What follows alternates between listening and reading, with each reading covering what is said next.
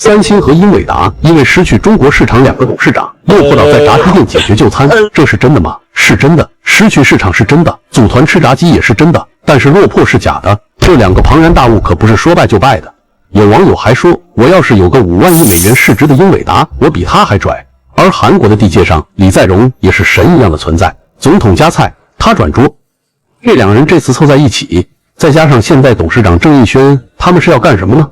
相信这2天大家也都看到了，英伟达的黄仁勋、三星的李在镕、现代的郑义轩，这3位掌管着全球科技命脉的超级大佬，集在首尔一家炸鸡店里，撸起袖子吃炸鸡喝啤酒，也是没想到这仨这么接地气。就像网友说的，我和富人唯一都会吃的东西，炸鸡、啤酒、麦当劳。而整个晚上最具有象征意义的一幕，绝对是郑义轩提议喝的那个交杯酒。在韩国文化里，这 love shot 可不是随便喝的，那是关系铁到一定程度，表示咱哥仨是一条船上的人才会有的举动。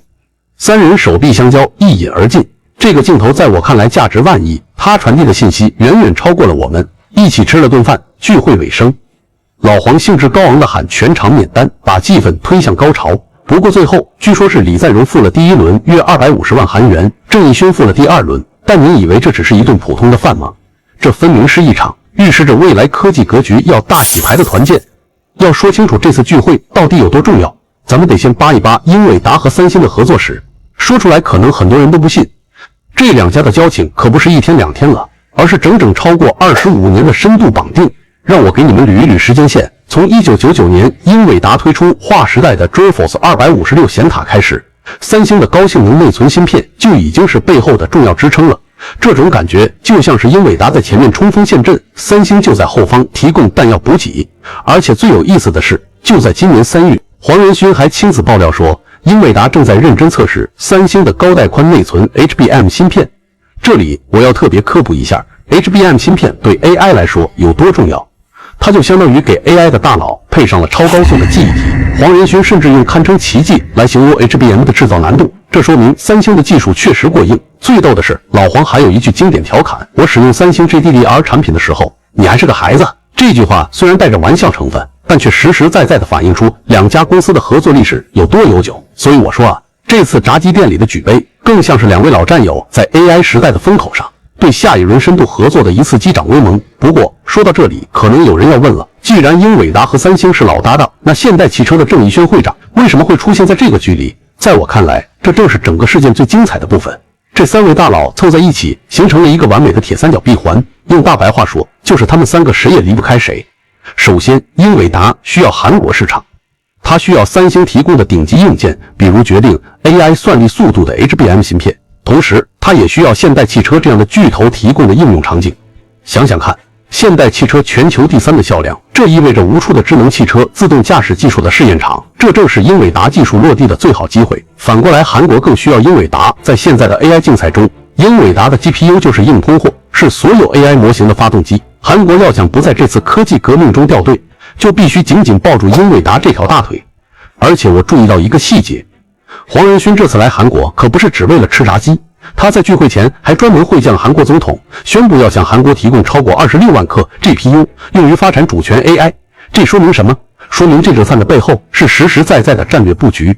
这也更说明聚会上黄仁勋送出的礼物不是随便选的，他送给李在镕和郑义轩每人一台超小型的英伟达 AI 超级计算机 DJX Spark， 上面还亲笔题词：为了我们的友谊与世界的未来。说真的，这份礼物选得太有水平了。首先，它可不是普通的伴手礼，而是一台真正的 AI 开发设备。这相当于什么？相当于黄仁勋把自己的看家本领直接送到了合作伙伴手上。更妙的是什么？我查了一下资料，这款 DJX Spark 设备本身就搭载了三星的高性能存储芯片，这个细节简直绝了。它用实物完美诠释了什么叫强强联合。你用我的 AI 算力，我用你的存储芯片，咱们一起搞大事。而且题词也很有深意，把友谊和世界的未来放在一起，这格局一下子就打开了。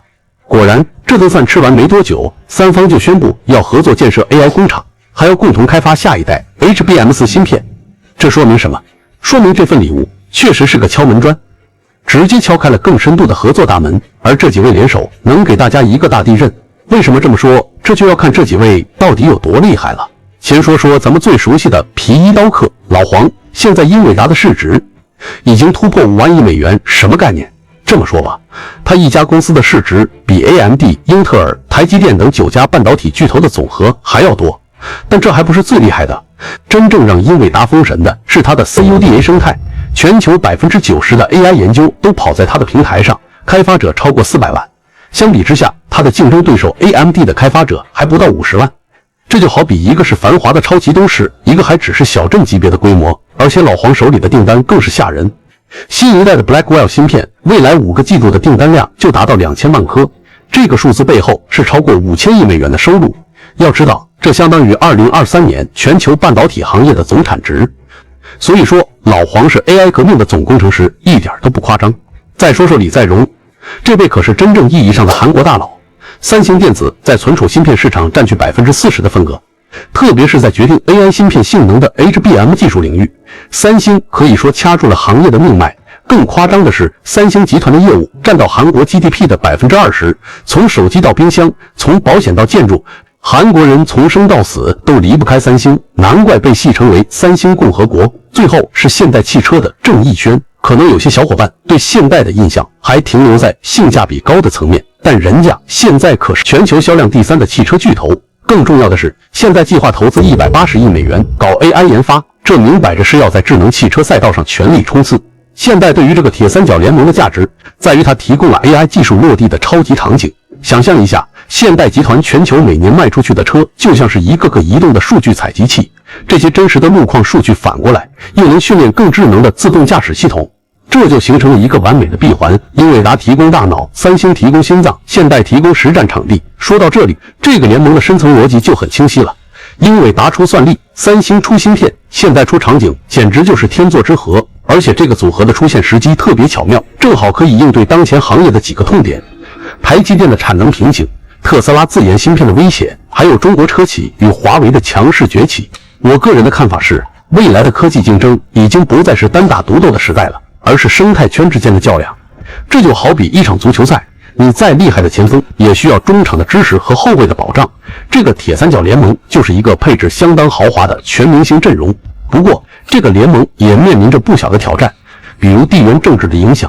美国对华芯片管制政策就像一把双刃剑，既给了他们机会，也带来了不确定性。技术方面 ，AMD 的 MI300芯片性能已经接近英伟达的最新款，价格还便宜20%。华为在中国市场也已经拿下了42%的份额。但在我看来，最大的看点在于他们正在布局的未来生态。有消息说，英伟达2026年要推出的 Rubin 架构芯片可能会直接集成三星的 HBM4 内存，并且由现代汽车首发搭载。如果这个传言成真，那真的是从芯片到整车的全链条深度绑定了，这也是没有办法的事。英伟达已然失去了最大的中国市场，韩国市场自然要紧紧的抓住，毕竟它也需要缓解损失。就比如说去年第3季度，英伟达在中国的销售额直接跌了40%，这个数字还是挺吓人的。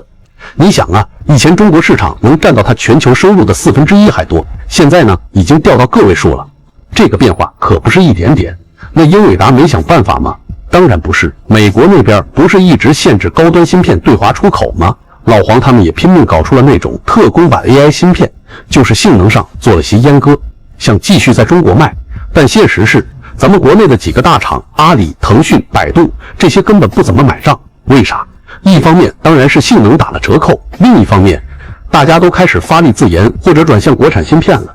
说白了，谁都不想被卡脖子，这条路咱们越走越明白了。所以我个人觉得，英伟达现在有点像在玩猫鼠游戏，它好不容易搞出一款符合当时美国规定的特供芯片，结果没多久美国又出新规，这芯片又不能卖了，来回这么折腾，客户也怕呀。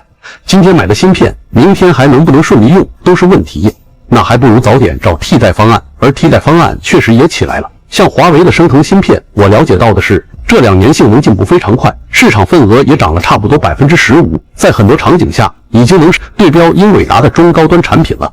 再加上国家层面一直在推动科技自主，你看官方媒体也反复强调要自主创新，这个风向是很明确的。以后国产替代肯定会越来越普遍。但英伟达就彻底放弃中国市场了吗？我觉得也不会。黄仁勋自己也说过，对中国市场下滑很失望，但还会继续找机会。不过实话实说，想回到以前的统治地位基本不可能了。大客户都在自研，小公司又嫌贵，中间地带的客户还可能因为政策原因不敢大胆用。所以在我看来，英伟达慢慢失去中国这个全球最大的 AI 市场之一，几乎是大概率事件。他现在要做的，可能真是得重新调整全球布局了。